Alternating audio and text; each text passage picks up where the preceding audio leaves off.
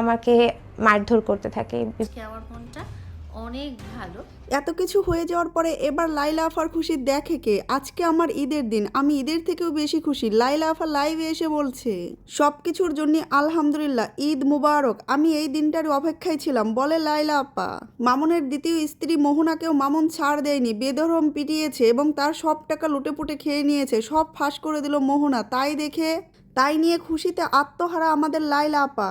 কারণ লাইলা আগেই বলেছিল একদিন মোহনাও বুঝতে পারবে প্রিন্স মামুন ঠিক কত বড় প্রতারক। আর লাইলা আপার সেই কথাটাই যেন বাস্তবে রূপ নিল। মোহনা আপাও এবার জেনে গেল প্রিন্স মামুনের আসল চরিত্র। এবার মোহনার সাংবাদিকদের সামনে এসে অস্ত্রসিক্ত নয়নে প্রিন্স মামুনের কালো পর্দা সকল কিছু ফাঁস করে দিল। এমনকি মামুনের মাদক সেবনের ভিডিও শেয়ার করলো। মামুন যে তাকে কতটা মারধর করেছে কাঁদতে কাঁদতে সবটাই প্রকাশ করলো মোহনা আপা। মামুন তাকে দিনের পর দিন নির্যাতন করেছে, ঘরে আটকে রেখেছে, তার ব্যাংকের সব টাকা লুটেপুটে খেয়ে এখন তাকে ছুঁড়ে ফেলে দিয়েছে। এটাই দেখে খুশিতে আত্মহারা হয়েছে আমাদের লাইলা আপা। কে একটার পর একটা পোস্ট দিয়েই যাচ্ছে, তার নাকি আজকে ঈদের থেকেও বেশি খুশি লাগছে। সকলকে সে জানাচ্ছে ঈদ মুবারক। আবার কোনো পোস্টে লিখছে, বলেছিলাম না শেষ হাসিটা আমারই হবে। আবার কোনো পোস্টে লিখছে লাইলা অন ফায়ার।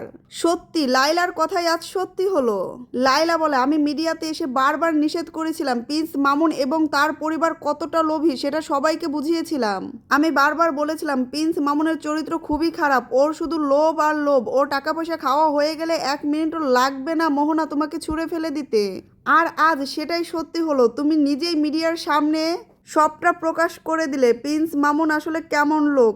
এটা দেখে আমার না খুব খুশি লাগছে, মনে হচ্ছে আজকেই আমার ঈদের দিন। তো গাইস, আপনাদের কি মনে হয় কমেন্টে জানান। আর ভিডিওটা ভালো লাগলে লাইক অ্যান্ড সাবস্ক্রাইব করুন।